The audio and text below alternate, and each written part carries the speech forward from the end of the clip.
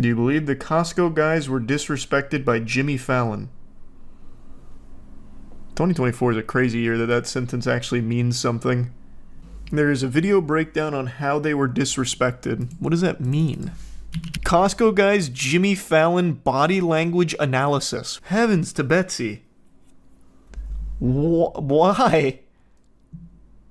Is this where they explain how they were disrespected? Oh, it's become like a whole meme. I see. Okay. Is it this? Body language analysis, the Rizzler and Costco guys on the Tonight Show?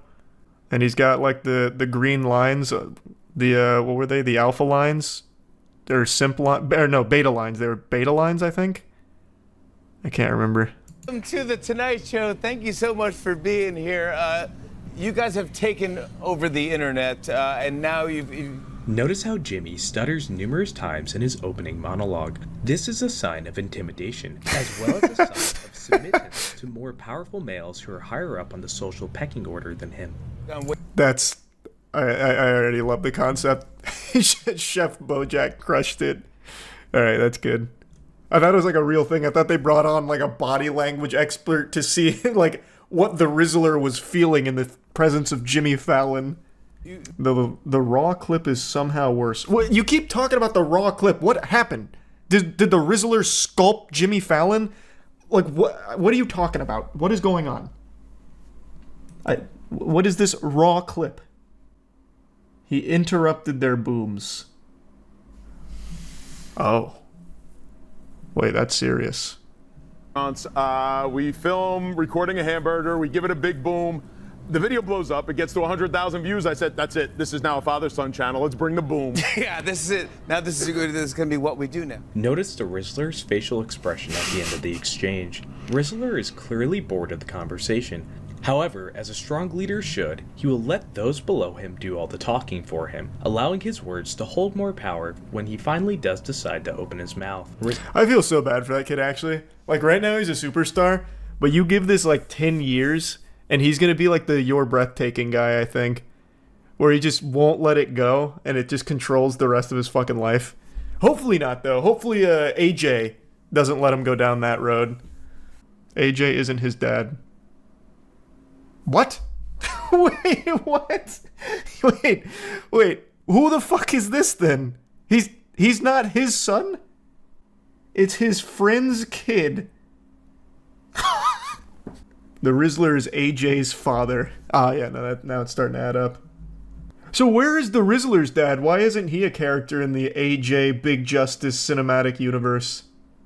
They're not friends. They literally just met at Costco. I need to take a fucking lore dive into here for a second. What do you mean? You're telling me AJ just found this kid at Costco and put him in the video?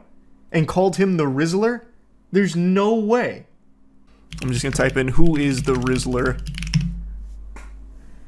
A 7-year-old from New Jersey. No, this can't be right, because it says things popped off when his dad captured a video of Christian. That's the Rizzler's real name. Well, that's his the government name. His real name is the Rizzler. Essentially getting the zoomies in a Black Panther costume. What? How did AJ meet Rizzler? I can't believe I'm even Googling shit like this. This is so embarrassing. Go to Boomkipedia. Christian has a trademarked recipe for Riz face, as putting one eyebrow down and raising the other eyebrow up and sucking in like this, aka mewing. Someone wrote this. Someone actually wrote this. Oh, here we go. Is the Rizzler related to Big Justice and AJ Befumo? The Rizzler is friends, not brothers, with another kid, Eric Befumo, whose social media persona is Big Justice. Big Justice posts content with his father, AJ, an amateur wrestler who was already giving social media a go when his son asked to get into the fun on TikTok. Family food reviews took off so much the father-son duo became known as the Costco guys, who give explosive ratings of Costco items.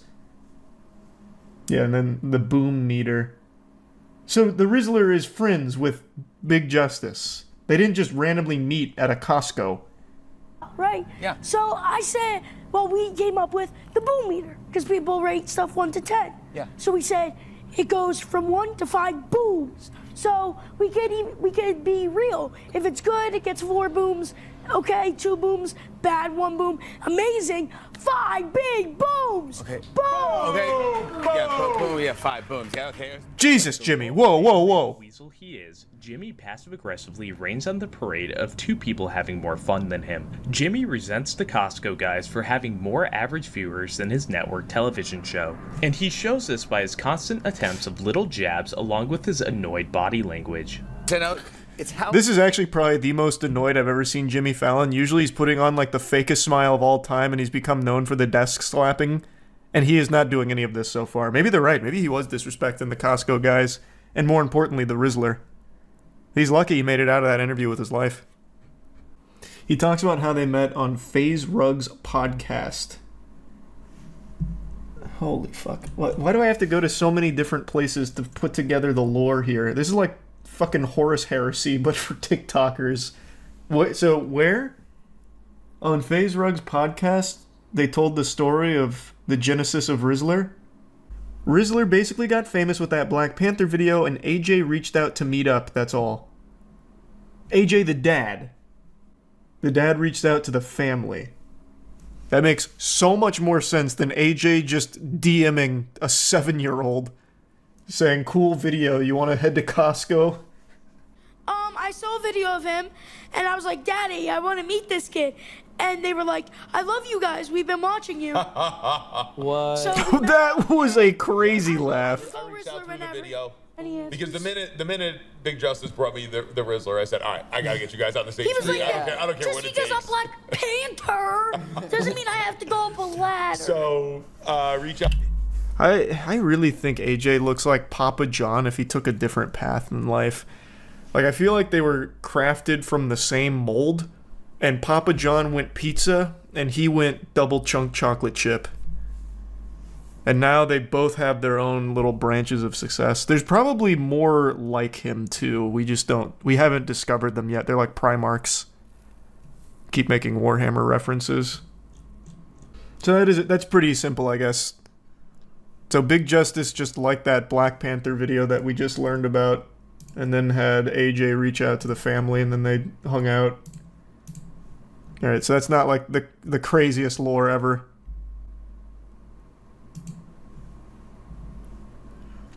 And then the other disrespect was 10:30, you said? And this is the boom meter. Jimmy's gonna try the double chunk chocolate cookie.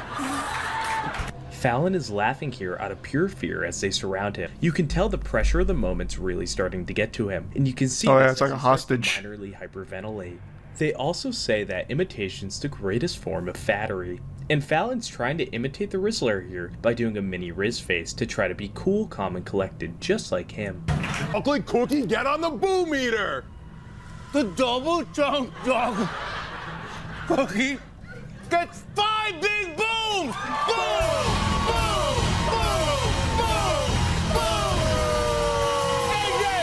Big Justice, the Rizzler, everybody. We'll be right back with more Tonight Show. Stick around.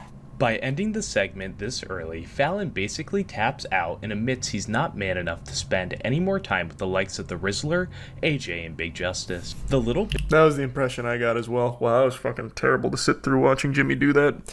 See, there's an art form to it. When the Costco guys do it, it's cool. When Jimmy does it, it hurts. So, why isn't the Rizzler's dad part of this? That still hasn't been answered. If there's any Costco guy lore experts, does his dad not want any of it? Or is his dad just happy letting AJ raise his kid and overfeed him? His son took all of his aura.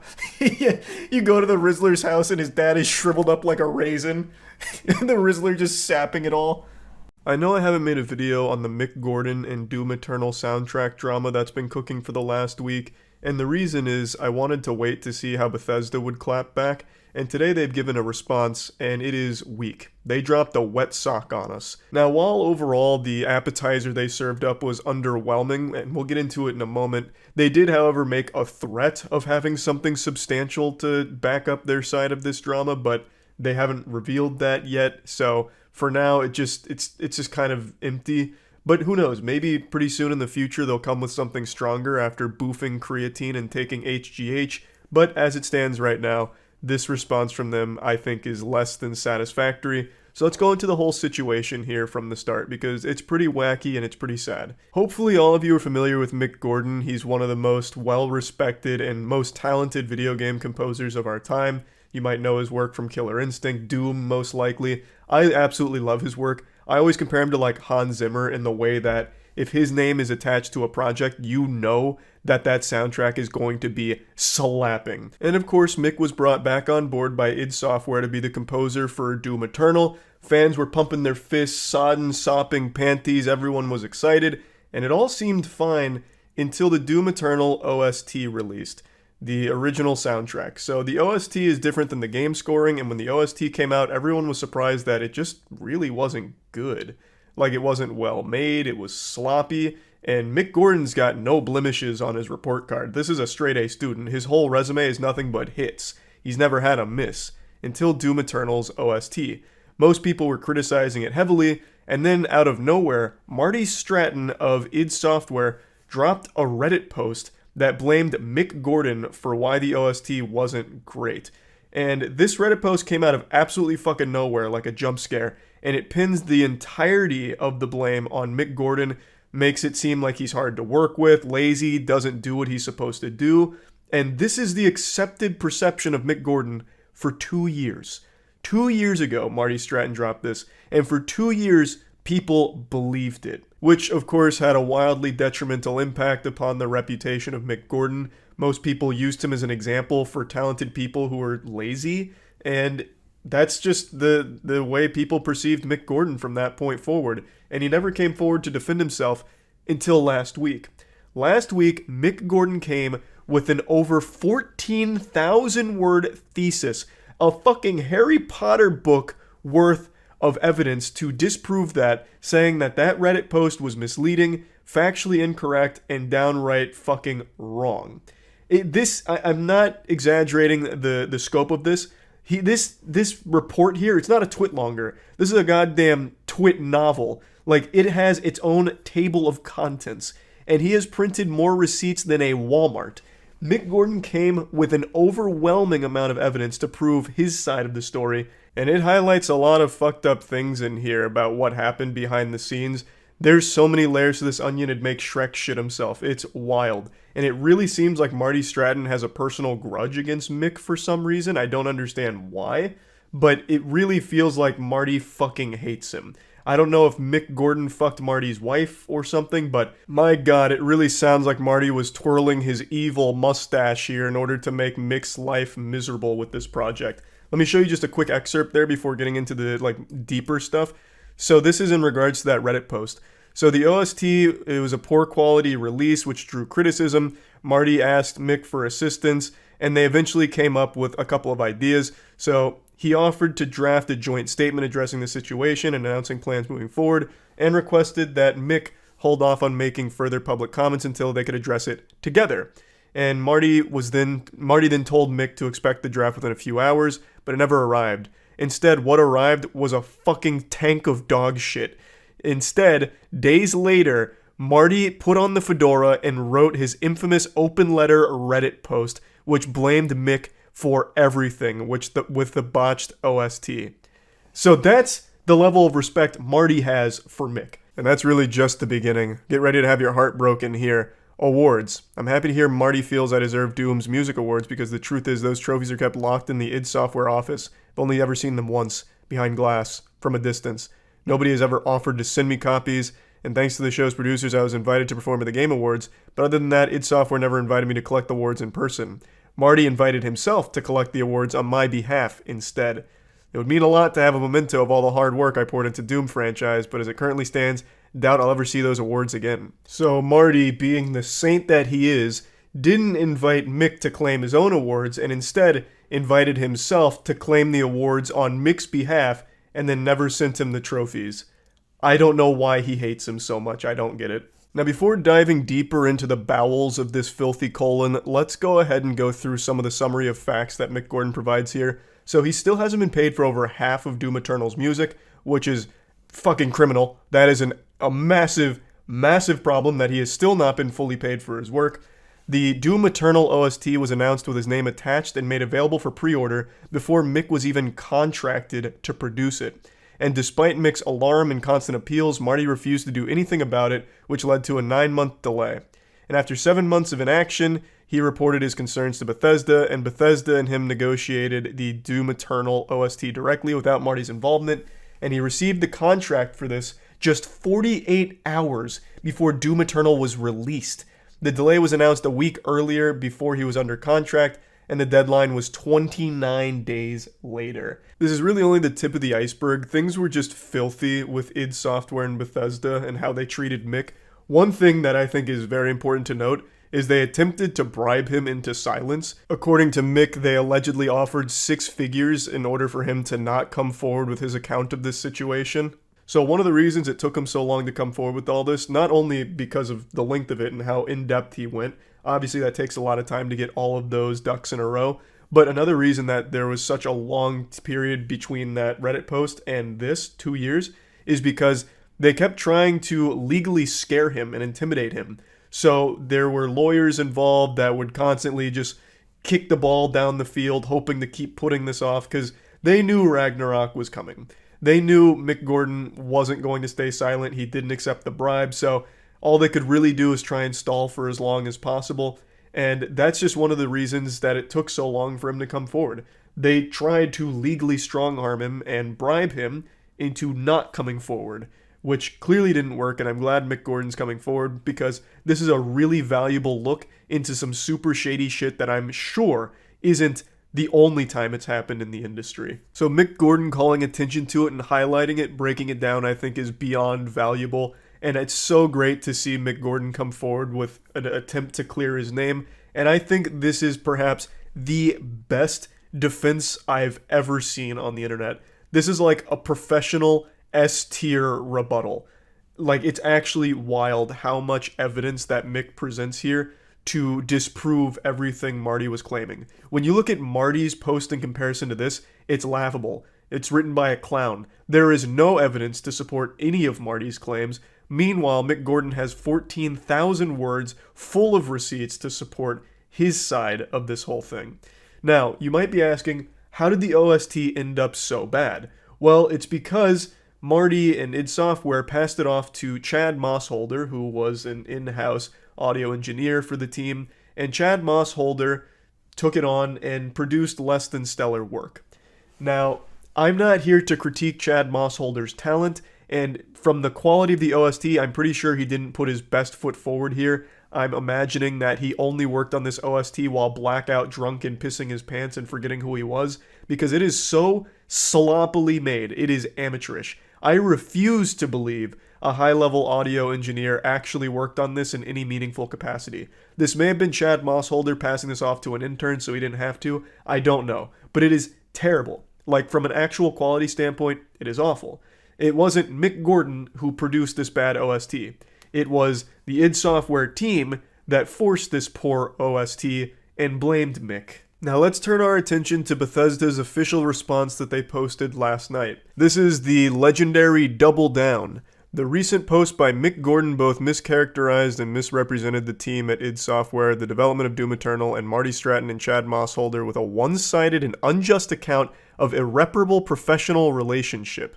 We are aware of all the details and history in this matter and unequivocally support Marty, Chad, and the team at id Software. We reject the distortion of the truth and selective presentation of incomplete facts, in quotation mark, which I find very humorous because facts in quotation marks when talking about actual receipts, legitimate evidence, and they're putting facts in quotation marks. We stand ready with full and complete documented evidence to disclose in an appropriate venue as needed. The statements posted online have incited harassment and threats of violence against Marty, Chad, and the id Software team. Any threats or harassment directed towards members of our teams will be met with swift and appropriate action to protect their health and safety. We remain incredibly proud of id's previous collaborations with Mick Gordon and ask that fans refrain from reaching conclusions based on his account and, more importantly, from attacking any of the individuals mentioned on either side, including Marty, Chad, or Mick. This whole statement, I think, is an absolute toilet paper roll because You didn't release a statement when Marty went rogue, off book, off script, fucking full-blown James Bond off the grid, and released his Reddit post shitting on Mick. Where were you condemning that? That was a one-sided account of this situation from Marty, and it shit all over Mick's reputation for 2 years, and incited harassment against Mick, and it also irreparably damaged his reputation for 2 years, probably even prevented him from getting some work, I would imagine, because people would read that and be like, well, Mick sounds hard to work with and he won't reach the deadlines, you know, because everyone believed Marty, because his word meant something. They assumed he was telling the truth. Where was the Bethesda official statement then? Marty didn't even drop any level of facts. He just dropped the fan fiction out there. He had no evidence in his post to begin with. And Mick Gordon even made sure to let fans know that he doesn't want this to lead to harassment or anything like that against anyone involved in the team, and even highlighted how there were so many talented people at id Software that he really appreciated and how great it was overall with id Software. Just wanted to highlight these specific problems, which was a luxury Marty didn't afford Mick. Marty at no point made it seem like he didn't want Mick to take the full brunt of the impact from the fans' upset anger. At least Mick went there with class. Now it's a problem, and now you condemn it, and I'm very curious to see what full documented evidence you have. If you do have those kind of receipts, why didn't you lead with that? Why lead with this wet noodle? Why come out here with a threat first instead of just, here's our evidence? I always hate this move where it's, no, we have the full story, and we will release it eventually. Just fucking start with it if you have it, coward. Christ. Maybe they do have something that somehow disproves Mick. I would be shocked. I don't even really know what that magic bullet would look like here. I guess maybe contracts that would poke holes into the timeline or some of the claims Mick would make. I'm really not sure. But if they do have that evidence, I really don't understand why they wouldn't start with that as opposed to just putting out the statement saying that they have evidence. Like, I know a lot of people are saying it's an intimidation tactic, but intimidating him to do what? Mick has already dropped his 14,000 word massive report on all of this. What's there to intimidate? He's already dropped the bomb. So why even try and scare him anymore? Like, if you have the evidence, there really was no reason to start with something like this. You could have just immediately went into, here's our proof of our side, and this is what's wrong about his statement. There was just no reason for this. This is just absolute nothingness. And I do want to highlight something in particular where they say that Mick's statement has now led to threats of violence and harassment against Marty and Chad and those involved. I hate that. Unfortunately, that's just a byproduct of assholes on the internet. Mick Gordon tried to handle this as professionally as possible, was beyond generous and patient with this whole team, and eventually, when he found himself out of options, released this publicly. Marty did this as a first resort and led that harassment against Mick. And for some reason, they're especially highlighting it on Mick Gordon for some reason, even though Mick made a very special effort to let people know that it's not okay to do those things. But there's always going to be douchebags online, and it happens, unfortunately. But for them to come out in their official statement and say that because of Mick, now their lives and their safety is in jeopardy, I think is just fucked up. Trying to villainize the victim here for coming forward by using some assholes leaving mean tweets to them as like proof that, oh my god, now everyone's in trouble, like all of their safety is compromised. I don't like that. I'm not a fan of that. But yeah, anyway, I just wanted to talk about this a little bit. I'm excited to see what happens next if they really do have evidence. I'm curious to see what it is. But for now, I am definitely on Mick Gordon's side here. I've never seen a response that professional and that thorough. So yeah, that's about it. So yeah. You couldn't even begin to imagine how wacky my day's been. I've spent so long researching one of the most useless topics I've ever invested time into. Celebrity drama, but more specifically, Harry Styles and whether or not he actually spit on Chris Pine. I swear to God, I spent more time studying this phenomenon than I did studying for the SATs back in high school. I don't even know why I've been so captivated by it, but I've truly just been drawn into it, and it's not letting me go. It's just strangling me by the neck like Homer Simpson on Bart. I just cannot get a conclusive answer as to whether or not he actually spit on Chris Pine. Let me go ahead and bring all of you up to speed. Harry Styles and Chris Pine are in a movie coming up called Don't Worry Darling, which has a ton of controversy surrounding it with Olivia Wilde and pretty much the entire cast. But I'm not here to focus on that. I'm here to get to the brass tacks, the really important stuff. the conspiracy side. Whether or not Harry Styles spit on Chris Pine at one of their premiere things yesterday. I showed the clip on stream and gave my take on it. I thought it was pretty obvious that he hawked a loogie on him, just treated him like a fucking human spittoon. This is the video that kicked off everything. This is the patient zero of the conspiracy. As you can see, it looked like Harry Styles spit on Chris's lap, and Chris responds with bewilderment and a bit of shock. My initial response to seeing that clip was, wow, this unhinged goofball just spit on Chris Pine for some reason.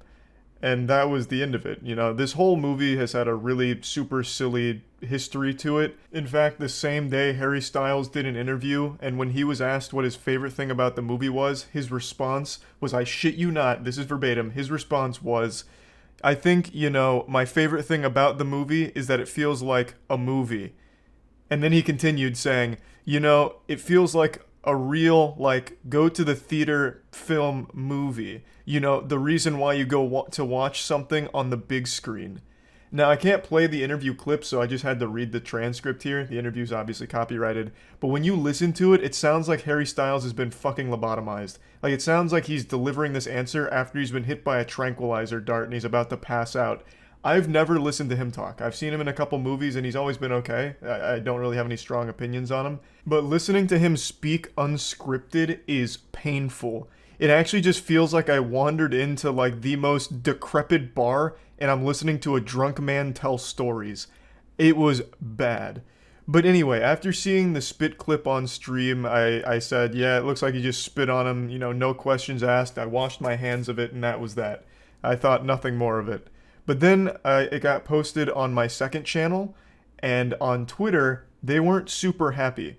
I got a couple tweets talking about how disappointed they are that I called Harry Styles yucky because of the spit clip, but one in particular stood out to me. One of them said, not moist critical calling Harry Styles yucky for a fake spitting clip.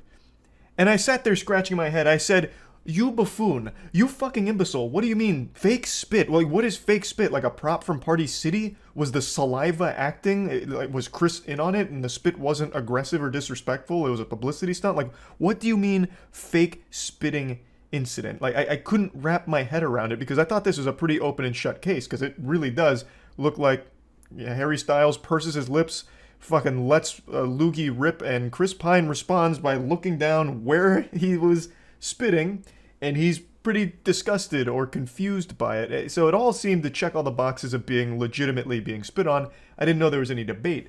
But even still, I wanted to go a bit further to see, like, is this like a conspiracy? Have I bought into propaganda? Have I been faked out? Was it actually a magic trick? You know, I didn't get it. But Harry Styles fans, whatever they call themselves, stylers, I have no idea, they were adamant that this was fake, manufactured drama and not real. So I dug a bit deeper, and I found an alternate angle, which I also pulled up on stream, that further confirmed my suspicion that this was real spit. I'll go ahead and play that for you. So here we can see the event through a different lens. We got a totally different vantage point here, and I think this one's even clearer, because I really feel like I can see spit travel. So then I did what any sensible man would do and slowed down the clip significantly, and I'm not too sure. Like, now I really don't know if it's spit, because there I didn't feel like I could see it as well. When played at full speed, I am convinced that I can see the spit. I see like a little flash leave Harry Styles' mouth and land on Chris Pine's lap. But I don't know anymore if it's my mind playing tricks on me. It's got me questioning everything I thought I knew about the universe, honestly. Because when I slow down the clip, I can no longer see that flash. Unless, of course, Harry Styles can spit faster than the speed of light, which, you know, it is a possibility, I suppose.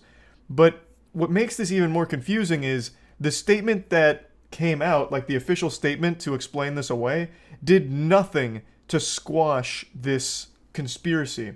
Because if it's not spit, then why did Chris Pine react that way immediately after the spit would have landed on him? You know, like, nothing really checks out, but here's the official explanation. This is a ridiculous story, a complete fabrication, and the result of an odd online illusion that is clearly deceiving and allows for foolish speculation, Pine's rep said in a statement to Variety. Just to be clear, Harry Styles did not spit on Chris Pine. There is nothing but respect between these two men, and any suggestion otherwise is a blatant attempt to create drama that simply does not exist. This is a dog shit response. I'll just go ahead and give Chris Pine's rep a little free advice. In order to like actually squash these rumors, you needed to explain what happened. Because clearly something happened. Chris responded to something. There was some stimulus there that Chris looked down and then had like a confused moment there, you know? So you needed to explain it, which you didn't. You just called everyone fucking stupid, basically. This is ridiculous, and it's an illusion. Even though it's not an illusion, like it's a video we can all see, and it's a little fishy that Harry Styles does something weird with his mouth, and Chris Pine responds to it. You didn't explain anything. You just said, you guys are wrong. Source, trust me, bro. Like, that's it. That's not super helpful here. But, luckily, Chris Pine's rep might not be smart enough to explain it, but I saw a couple of theories on Twitter that I'm starting to believe as well. So the leading theory and the explanation I'm starting to subscribe to is that Chris Pine was wondering where his sunglasses went, and when he noticed they were sitting on his lap, he was a little embarrassed and felt silly, which is why he gave that response. And that's a mistake we've all made, like we're looking for something that's right in front of us, or we're looking for something that we're holding. You know, like sometimes I've made the mistake of trying to find my phone, and I'll turn the flashlight on my phone while looking for it, and then I feel like such a fucking idiot when I realize, oh, it's in my hand. And then, you know, you have that eureka moment where you feel stupid, and you have like that kind of response. And that does actually kind of explain it away, because Chris does grab his sunglasses after noticing them, and he does give that like, oh, I'm so forgetful kind of look, that kind of shit. So maybe it's a case of just perfect timing where Harry Styles did some goofy shit with his mouth that looks like he's spitting, and at the same time, Chris Pine just happened to have noticed the sunglasses he was trying to locate were sitting right in his lap, so he's like, ugh. You know, like, oh, I found them. They were right there. I'm so dumb. That kind of shit. But I'm not 100% certain either way. I've spent so much time rewatching these clips. It's fucking crazy. And I still can't fully decide which I believe. I think it's most likely that he didn't spit on him and it's just his reaction to finding the sunglasses he was looking for. But I also don't think it's impossible that he truly did just spit on Chris. There's been so much drama on this movie. Like, I wouldn't be shocked to learn that these two have animosity between them and he just spit on him just to fucking assert dominance and disrespect him publicly. I think both are equally likely, though I lean a little more towards it just being the sunglass thing. But anyway, just wanted to talk about it since I spent so much time researching it. That's about it. So yeah. I'm not usually one to give a shit about celebrity relationships and all that jazz, but I'd be lying if I said I wasn't invested in this whole Kanye versus Pete Davidson feud, this wild and wacky anime arc where they're fighting each other all over Kim Kardashian. It's like how there was that entire war fought over Helen of Troy, but in this case it's a cyber war where it's only fought with shit posts on Instagram. Like when Kanye had that music video where he like buries Pete Davidson alive or decapitates him or whatever, that shit had me giggling. This whole thing has been super silly, but like in the best possible way, to the point where I can't help but care about it. I'm like a middle school girl just glued to this gossip. And it really is the gift that keeps on giving. I can't help but feel like I'm being lied to and it's all fabricated, because almost all of this shit always is, but it doesn't take away from the entertainment value, goddammit. As a spectator sport, it is still thrilling. Like even just yesterday, those text messages between Kanye and Pete Davidson that came out, where Pete Davidson was like, hey, let's meet man to man, you're being a pussy. Kanye replies saying, where are you right now? And Pete says, in bed with your wife, and then puts a cherry on top of the cake by sending a fucking selfie from like his belly button up to his nipples, and he's got like Kim's name scribbled on there in Sharpie, and he's sticking his tongue out and giving him the finger or whatever. It was one of those really awful angles. It looked like when Ricky Gervais used to post those pictures that looked like he was pushing his face through his own asshole. Like, it was so goofy and so entertaining. But the thing is, I can't help but feel bad for both of them, because Kim Kardashian is just not worth all of that under any circumstances. I'm not a big Kim Kardashian fan, but I actually do like Pete Davidson and Kanye. I don't really like a lot of Kanye's new work. I think it's a little lackluster compared to his older shit, but I digress. I still do like Kanye as an artist, and I do like Pete Davidson's work outside of SNL. I think SNL is absolutely unbearably fucking awful, but Pete Davidson outside of that is a genuinely entertaining guy to listen to. But Kim Kardashian, I have nothing nice to say about her. So I feel bad that these two dudes are, you know, going through this whole song and dance at the circus here over Kim Kardashian. And you know what? Dare I say it? I'm just not a fan of any of the Kardashians. That's it. I said it. It's a hot take, I know, but it needed to be said. I'm not a hero. I'm just letting my whole cock flop out here and hitting you with the truth. I don't like the Kardashians. So come hell or high water, I'm sticking to my guns and I'm letting that opinion be known in the public eye. I'm not a fan of the Kardashians. I don't think that's something that's ever been said before, so I think you should all appreciate my bravery in sharing that opinion with you.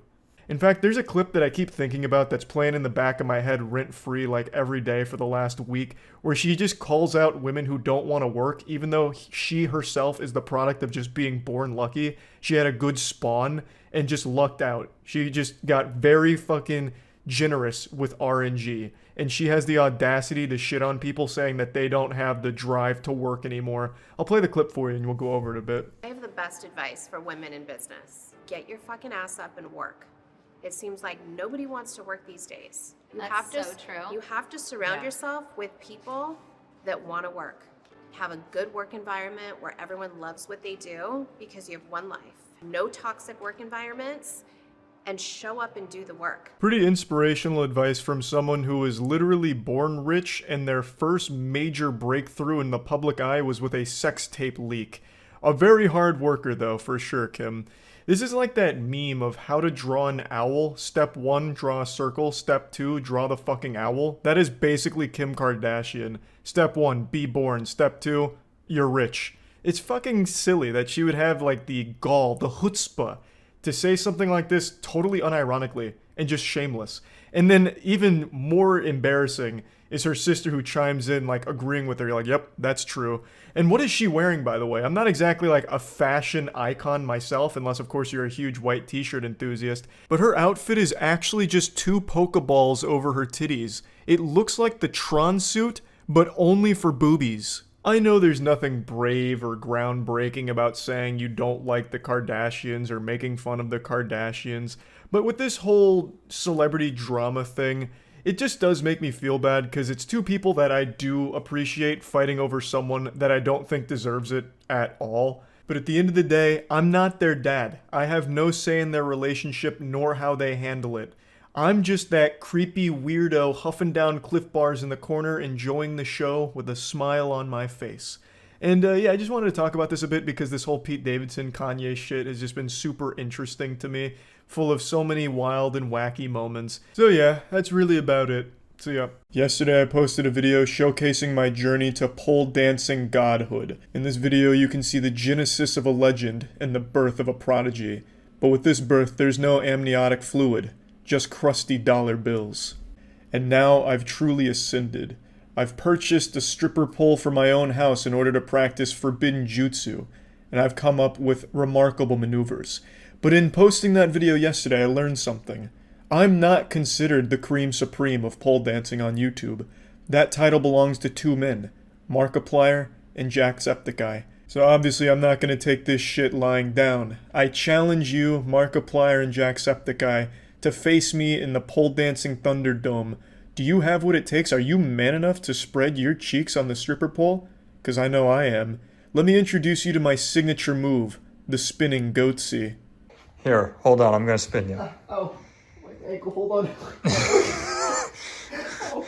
Come on. The spinning goatee. Spin, give me like a big, oh my god, I'm moving. Oh yeah, you're moving by yourself. On a real pole, you'd be going 100 miles per hour right now. Yeah, give me a bigger spin. All right, I'm gonna get you a few twists.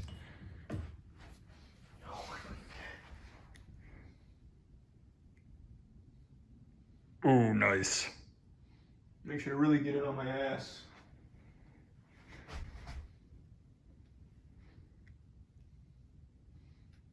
Wow. Oh, I'm so dizzy. You tinkle in your britches a little bit? Yeah, I don't blame you. I'd be afraid too. I'm Leonardo da Vinci, and the pole is my canvas. I can do things on it that most human beings can't even imagine. And I'm ready for war. I'm 15 hungry crocodiles, and I'm ready to eat some ass. Are you? They say the human mind is like a sponge, constantly absorbing new information. Well, I'm about to blow a load of knowledge right into your fucking brain right now.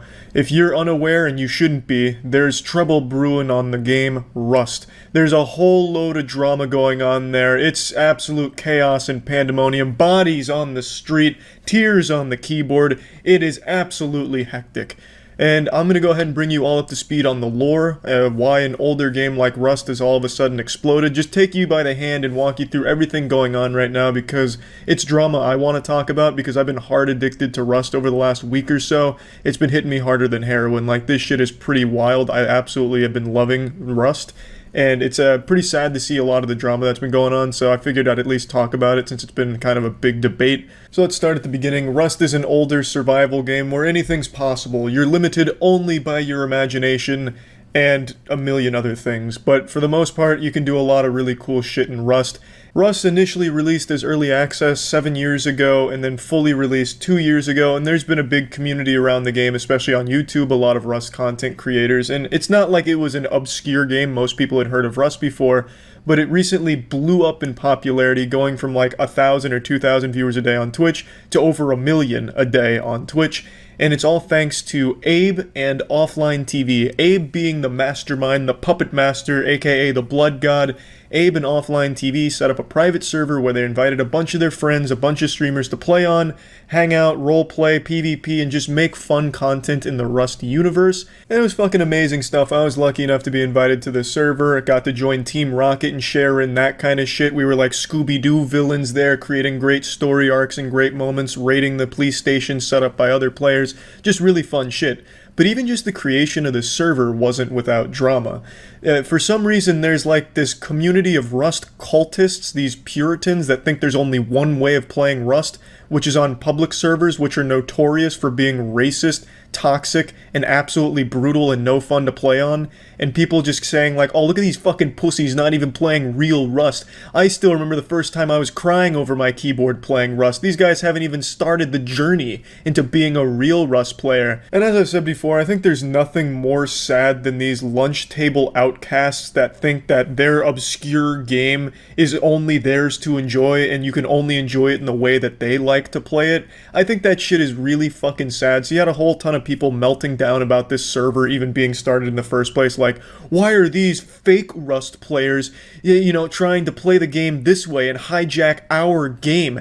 They're misleading their viewers into thinking this is what Rust is like. Oh, it's so disgusting. For the first couple days I was on this server, there was a few people in chat just fucking melting down about me not playing Rust the right way, because I was using push to talk to like joke around with friends and roleplay and shit, and not like lame roleplay. I roleplay as a waste management service worker, the king of trash, the trash god. So, like, actual cool roleplay. And people were still melting down like, oh, you're supposed to use voice chat for insults and racist slurs. What the fuck are you doing? This is not how Rust is supposed to be played. This is painful to watch. What the fuck is this? Like, it's so pathetic. Even just making the server was controversial. I don't understand this mentality. Now, granted, it's not like the actual Rust pros, like the Rust content creators that shared this mentality.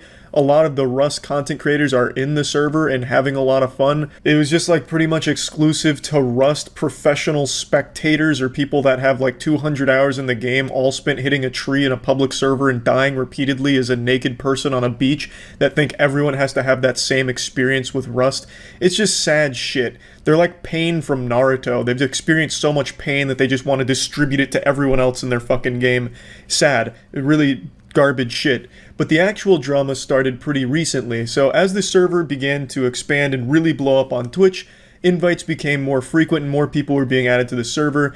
As the floodgates were opening and the legs were spreading wider and wider until the vagina was fully agape, inviting every player that even had an interest in Rust into it, a lot of problems began to arise. Now, that's not to say that the server was without drama before a lot of people came in, because even in the first couple of days there was trivial drama and shouting matches in game where, you know, some people were joking, some people weren't. XQC would get mad, or at least he'd seem mad, and people would get upset at that, and you know, there was definitely some drama, but it didn't really start to blow up until a lot more people came in. And that brings us to today, where Charlie sits semi-chubbed in his chair talking to you about Rust drama.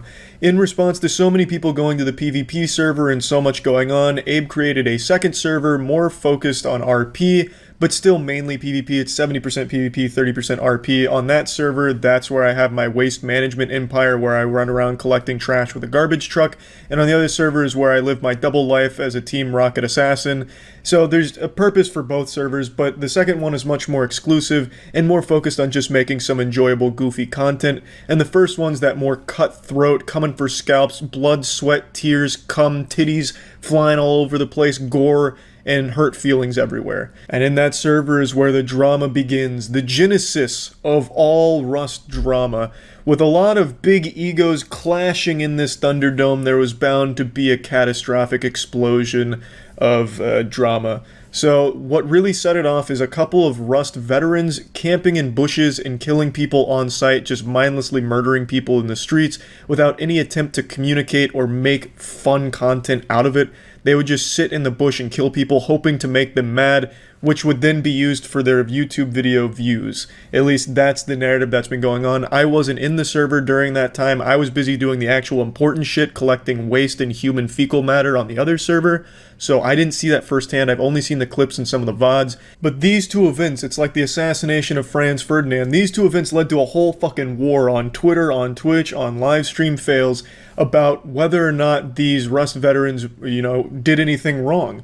Because to the Rust professional viewers, that's just how they've always experienced the game. So to them, there was absolutely nothing wrong with just sitting in a bush for fucking 30 minutes, waiting for someone to ride by on a horse and just shooting them on sight and then looting them. That's normal to them. But to a new player that had no chance of fighting back and who doesn't even have that experience in the game, that's just fucking not fun. Like, that's just absolute dog shit. There's no fun to be had there. So it's been a huge debate, like, why are they getting punished? Why are people mad? It's just Rust. Learn how to play Rust, you pussies. And there's two sides to this argument, but there's a wrong side and a right side. The wrong side is the one that says they did nothing wrong. Like, when you go into the server, it literally just says, please just don't mindlessly kill people. Like, when XQC and Team Rocket would roll into a place, there was a whole storyline built up for it. There was a reason for it.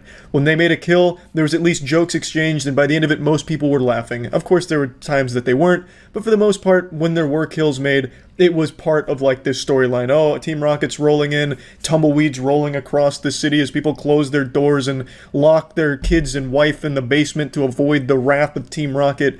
Like, it was goofy, fun shit. They were a cartoonish villain organization. But then, over the last couple days, it's more like, oh, don't ride down that road because a Rust Pro might be waiting in a ghillie suit in one of the bushes to just shoot you on sight.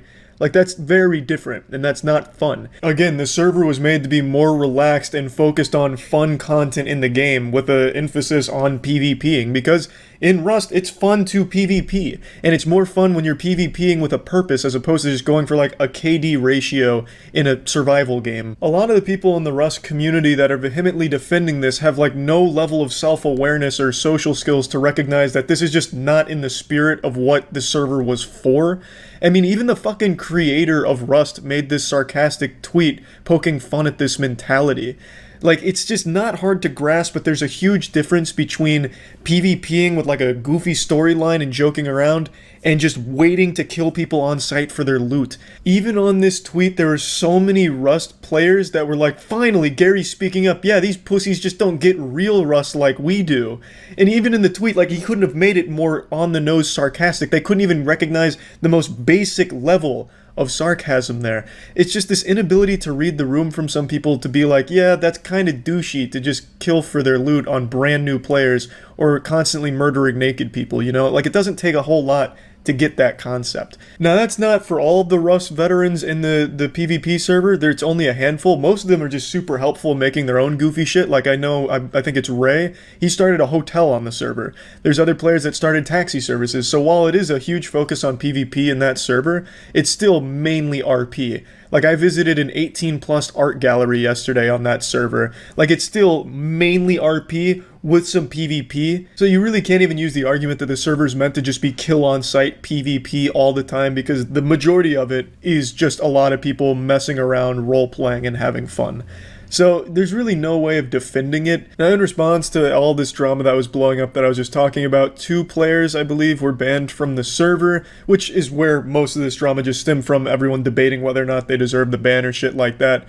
But I think it's pretty clear, like, they were playing it very differently from everybody else in that server, and in clear violation of the rules Abe set out. mainly no mindless killing. So you can argue whether or not a ban was warranted as opposed to just asking them, hey, can you just fucking stop this shit? Like that, you know, maybe you can argue that, but you can't really defend the actions of it. If I was still on that server and I was the victim of that shit, I probably would have just stopped playing, to be honest. That doesn't sound very fun. I saw a couple clips where, like, a girl was just standing out in the open, and then a guy ran in on a horse and just shot her on sight and took her shit. Then she had to respawn on the other side of the map. And that was, like, after, what, like 5 hours of collecting shit? And she was there waiting to, like, talk and joke and just got blasted. Like, that's not fun. I'd probably just throw my arms up in the air and be like, well, I'll switch games. So I do get it. It definitely seems like it was taking some of the fun out. And I just wanted to talk about it because I've been fucking loving Rust, and watching this drama kind of sucks because Abe doesn't deserve to have to deal with all that shit. Abe has done an incredible job with these servers and what he's done with Rust. It has been so fucking fun. And yeah, I just wanted to talk about it a little bit. That's about it. So yeah. What's going on, drama enthusiasts? It's me again, Dr. Deep Throat, here to swallow the entire load of drama this week because this shit has been hot. Not just with YouTubers arguing with each other and being upset, but also there's been some signs of war in the chess community that I've been paying very close attention to. It's been wild. But for this video, I'm going to focus on H3H3 and Keem drama because that is the one that most people are dedicating their lives to at the moment, literally putting their lives on the line, ready to lay it all down for the sake of defending their YouTubers. It's been pretty extreme. I mean, you could go to the best steakhouse in the world and not find beef like this. This is some USDA prime internet beef. And 2 days ago, I made a video talking about it and joking about it, mainly just giving my perspective on what could happen in terms of why it could be dangerous for the platform. And since then, my shit has been twisted more times than cotton candy being made. I don't know if maybe I didn't frame what I was saying correctly, or if people are just blatantly trying to twist what I was saying, but I figured I should at least defend myself and explain it a little bit better, especially following Ethan's nuclear fallout video. To start off, it's not like Ethan and I are on bad terms. There's no bad blood between us. We've talked in DMs. He even agrees with my main point. And we're not like enemies or anything at all. I feel like on the internet, as soon as someone disagrees with someone else, the internet's perception is they have to hate each other. And even other YouTubers feel that way. But for most adults, you can disagree with someone. Not every friend that you're going to have is going to be a sycophant that's just going to be a yes man and agree with everything. So it's not like Ethan crossed his arms and was pouting like, Charlie, we were friends until you had a different opinion than I did.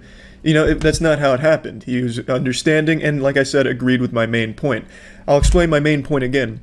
My main point was never we shouldn't hold people accountable and sponsors are some sacred, untouchable thing. My point is, by making it a common thing, it hurts everyone on the internet, not just with sponsors, but anything. And not to hit you with the old wiggle finger and an I told you so, but within the last 3 days since the first content nuke, Keem has lost the G Fuel sponsorship, which you well know, but Ethan's also lost his Old Spice sponsorship, mainly because people in Keemstar's fanbase on Twitter spearheaded this attack on Ethan's sponsors, and Old Spice caved almost immediately, and that was fueled because Keemstar would constantly retweet them saying, please don't do this. And once that genie's out of the bottle, everyone's gonna hop in. You can't just put that shit back in, you can't just put a cork in that wiener hole and get the genie back in there. Now that people know it's effective, they keep doing it. So Keem retweeting, don't do this. I didn't condone attacking his sponsors, as he's retweeting the person who's organizing it, attacking Ethan's sponsors. Well, it led to more people attacking his sponsors, and Ethan lost Old Spice. It also happened to another YouTuber named Gundam, where a popular streamer named Pokimane mentioned his sponsor, and a lot of her people attacked his sponsor, and he lost his sponsor deal there. So it is becoming something of an epidemic, something that I said is bad for the whole platform and not just with sponsors. It's something anyone on the internet can do, and it's something that's happening right now. There's a massive thread on 4chan that's constantly growing with people targeting big YouTubers and targeting their ads. It's basically a fucking hit list, the main three being Philip DeFranco, iDubbbz, and H3, and they're trying to prove how much power the people have over these YouTubers they don't like's lives. And that's the point I was making in my initial video. When you show this group of people, these bad actors, how much power they can have by just getting enough of them together to go to an advertiser for someone they don't like, it's a disaster for everyone on the internet, because it's not just sponsors. They can do it to Patreon, they can do it to PayPal or AdSense, they can do it anywhere. All it takes is enough people with this same narrative, like this guy is a bad person, to have them dropped. I couldn't decide if even talking about this was the right move, since, as a couple other people pointed out, even mentioning it leads way to a few assholes doing it just for shits and giggles, but ultimately I feel like most people are justifying how it happened because it was Keemstar, and then some people don't like Ethan, so they justified it against Ethan. But I think it's just overwhelmingly negative no matter what, because even if you're using it against people you don't like right now, it sets the precedent where anyone can use it against anybody, and it just becomes a very common tool that eventually leads to a lot of innocent people being hurt. So I felt it was important to at least make people aware of just how dangerous it is to go down this path. Now, maybe I didn't frame this argument correctly in my initial video and my point wasn't clear, because a lot of people seem to think that I was just absolving Keemstar of his sins, just throwing, holy water and blessing him with a pass because he didn't attack sponsors like Ethan. Like, yeah, Keemstar can be an asshole, but this is what Ethan did, as if I was just excusing everything Keemstar did that was bad, which I wasn't doing. I was just highlighting what I thought was a bad thing that came from this situation. And ultimately what ended up happening is Keemstar, it turns out, was also attacking sponsors well before anyone else. In Ethan's follow-up video, he pointed that out. And of course, people were acting like I was supposed to be omniscient and know everything about Keemstar's past, from his fucking SAT scores to the first time he went trick-or-treating as a child. I just didn't know that until Ethan pointed it out. I didn't leave it out on purpose.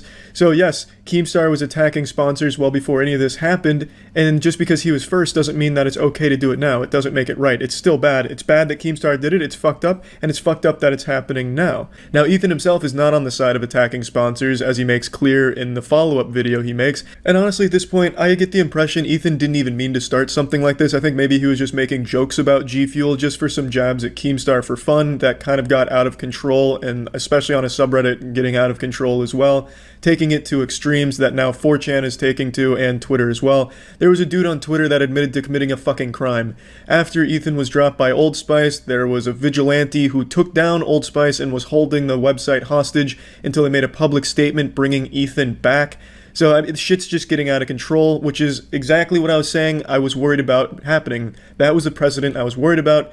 In fact, it's gone worse than I thought. I thought it was always going to have to be a YouTuber coordinating it. But what's happening is just Discord groups of people on 4chan, and just groups of people on Twitter are coordinating with each other to attack the brands of YouTubers that they don't like. And from what I've seen, and I've seen quite a few screenshots of this going on, they're not even presenting evidence. They're just saying nasty things about the YouTuber and saying why it's hurting their brand, and it's working. As we just saw with Ethan, they weren't even presenting any evidence. They were just saying bad things, and they dropped them. Because the companies aren't looking at evidence. They don't have like a department of drama super sleuths that are going to go through every video to make sure it's legitimate proof that this person is bad.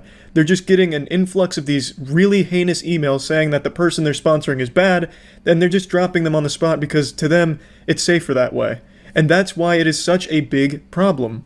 It is something that can happen to people that don't deserve it. Innocent people that maybe just a group of people don't like their content. To defend myself, a lot of people said I only cared about my own sponsors. Like, oh, I see where Charlie's priorities lie. All he cares about is his own sponsor money, which I think is super fucked up because I don't use sponsors. The only things that I ever have sponsors on are the Moist Meter and the podcast. All of my personal content I don't have sponsors for, and the reason I have sponsors for the other two is because those are my friends. That's a whole team putting those productions together.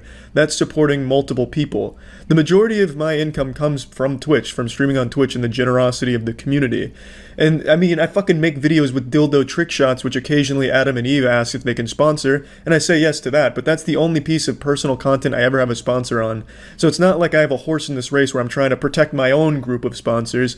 It's simply I'm worried about what happens in the future on YouTube, because if this continues to be the norm, companies are just going to stop sponsoring these channels, and a lot of channels that I like to watch are high production channels that need someone like a sponsor to pay for the production costs to put on. But if these companies start to learn like shit, no matter who we sponsor on YouTube, we're still getting a little PR nightmare on Twitter, it's not worth it. They're just not going to sponsor those people or sponsor this platform anymore on an individual level. So that's why I was talking about it. I also can't believe I even have to say this, but obviously the tactic as a whole isn't some brand new genius creation of going after sponsors. It's something that's been done for a long time, just not on a YouTuber personal level. This was, well, with Keemstar apparently being first, this was the first time we've seen it being this effective and now this widespread. That's what I was saying. While as an idea, it's not the most, genius thing ever. It doesn't take some supervillain mastermind to come up with the idea of, wait, What if I just said some mean shit about this guy to his sponsor? Like, that doesn't take the smartest person in the world to think of that. That's not new. But seeing it actually employed on a YouTuber individual level is something that is new, and now seems to be something very effective that's spiraling out of control, where it's not YouTubers doing it, now it's just people even unassociated with both groups doing it just to fuck people up. That's what I'm saying is new. And to get even bigger brain scheme here, to see even into a deeper dystopian future, I'll go ahead and speculate. A lot of these people are younger. I'm going to go out on a limb and say the majority of people doing this and reporting this acting like some kind of fucking Batman of the internet, I'd say they're like 15, 16 years old. These are young people. As they get older and they see that what they're doing has a huge effect on people's lives, they might employ this tactic outside of the internet into the real world where, you know, maybe they have a disagreement with someone on the internet and they take it to their actual job and they get that person to have ramifications for something they just disagreed with on the internet. And we've seen that from, like I said, middle-aged Karens reporting Twitter people to their employer and getting them fired. So if we're teaching people that are this young that this kind of shit is effective at hurting someone you don't like, they might take that even further, even outside of the internet. That's very speculative and very well could not happen, but like I said, this can have far-reaching consequences like that because these are people that are still learning, they're still developing. These are young minds that are forming, they're like a sponge absorbing all kinds of shitty internet memes and ideas. So if they're learning that, hey, this person I don't like is getting fucked because of this, I'm going to start using this on other people I don't like. It could be bad, even outside of just internet shit. And that's what I wanted to talk about, why it is so bad if you go after people's sponsors or just general livelihood, because it's a very slippery slope, and I know a lot of people hate that term, but it really fucking is, because these companies aren't looking at evidence. They're looking at numbers. These companies aren't like, shit, we have to keep up with the latest drama with our clients. All right, let's get the HR department on this. Look at all these 9 exposed videos. We have to make sure they're legitimate. That's not what they're doing. What they're doing is they're looking at, holy shit, look at all of these emails telling us that this person is bad. Must be bad, we're dropping them. It is not worth the disaster we're having here. They're just looking at numbers. There's a lot of complaints. They're saying, fuck it, not worth it. They're gone. That's how it's working, and that's why it's bad, because it doesn't even need to be a bad person. Anyone can coordinate that shit, and it leads to a disaster. That's the point I was making. Alright, that's about it. See ya. Yesterday, H3H3 Productions revealed something he's been working on for a long time now in secret, like the fucking Manhattan Project of YouTube drama exposed videos. He released the content nuke on Keemstar. It's 46 minutes of high-octane, full-throttle, nuts-to-butts drama action, and I'll say it's one of the only 40-plus minute exposed videos I was able to watch start to finish without falling asleep. However, it is still just a lot of things that have been covered for years. Everything Ethan talks about is shit people have shit on Keemstar for years, so there's no new information in the video. It's kind of just like an anime lore explanation video for this anime character of Keemstar, like an episode recap. Here's what happened previously on Keemstar being an asshole. Ethan's basically just compiled all the big Keemstar douchebag moments and put them into this video compendium. And there's nothing wrong with that. I'm sure there's a lot of people that weren't familiar with some of the shit he's done in his past, and Ethan just brought it to their attention. It's just for me personally, since I love to keep up with internet drama and squabbles between internet people, I would have liked to see something new from Ethan. Like maybe Ethan finds a director's cut of Cats that has Keemstar acting in it, and then he exposes Keemstar for being a bad actor and having poor taste in picking the movies he's in. But again, there's nothing wrong with it still just being things that have been covered in the past. The reason I'm even talking about it right now isn't so much because I care about Ethan and Keemstar having internet beef. It's actually what I think Ethan did that I think sets a terrible precedent for the entire platform going forward and could lead to a disastrous future.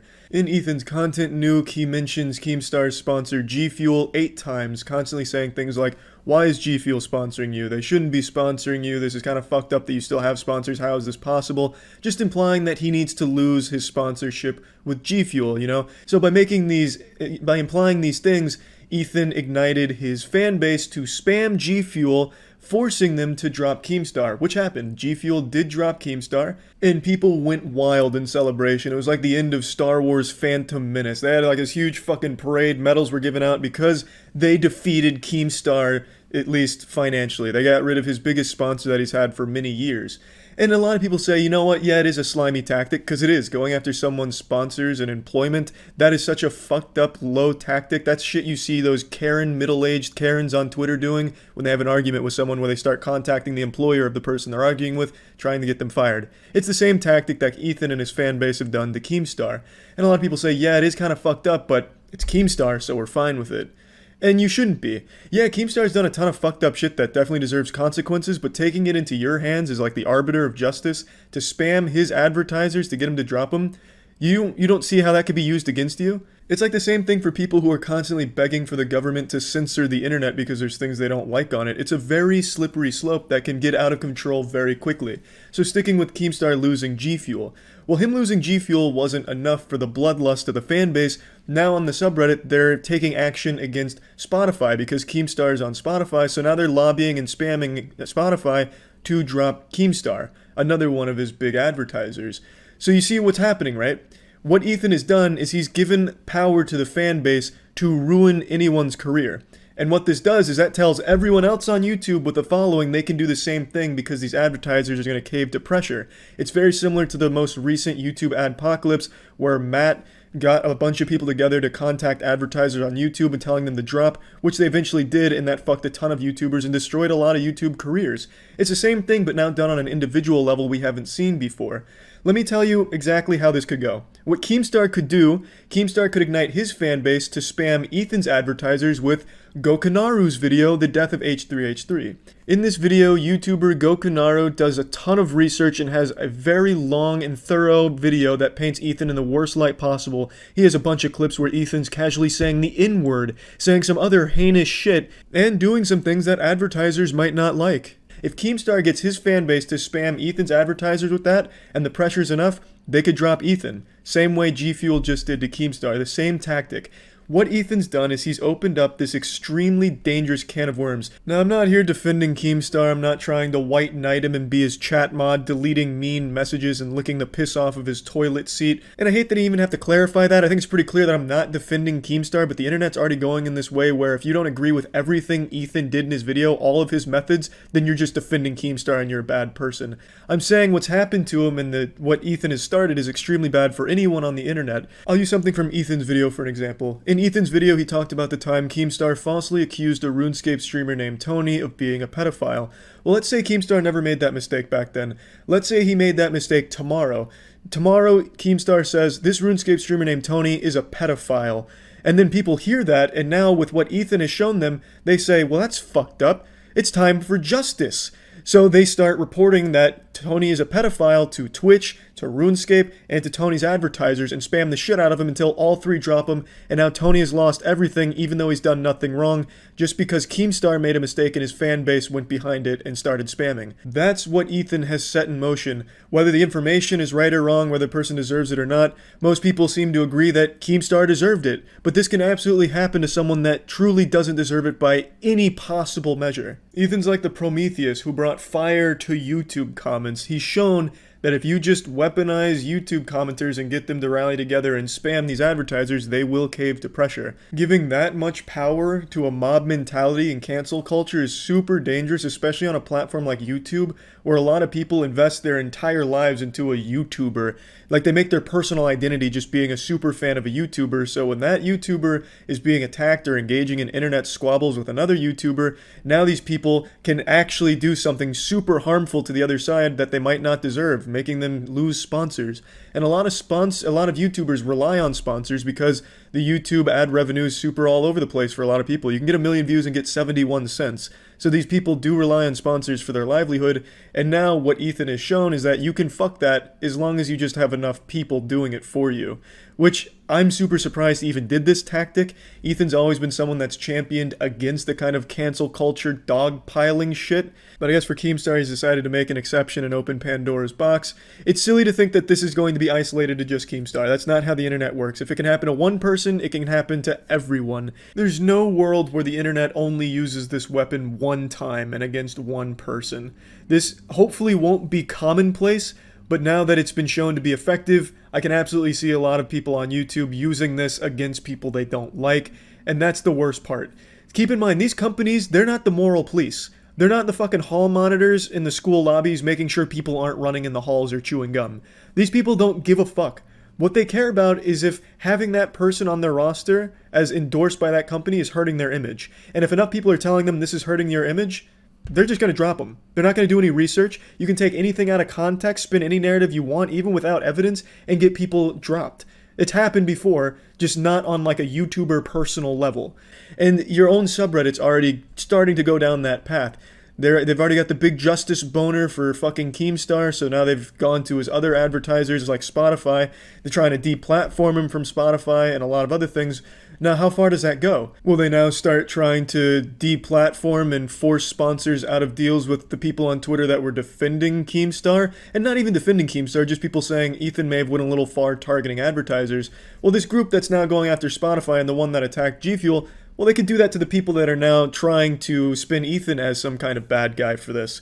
It's just, you can see how it's already starting to snowball into something that could be bad for everyone on the platform. But yeah, overall, the video was entertaining. It served the purpose that Ethan wanted it to serve, but I couldn't help but have this sour taste of ass in my mouth when he kept bringing up the sponsors, clearly making it a point to attack the sponsors without him recognizing the far-reaching consequences that kind of tactic can have, not just to Keemstar, but to innocent people on the platform, and could happen to Ethan as well. It's just something that could absolutely backfire on everyone. It's just a double-edged dildo that is gonna fuck everyone if this becomes a mainstream approach to things. But who knows, maybe I'm wrong, and maybe this is a totally one-time thing, but knowing the internet, I just don't see that being the case. So that's all I wanted to talk about, and yeah, that's about it. See ya.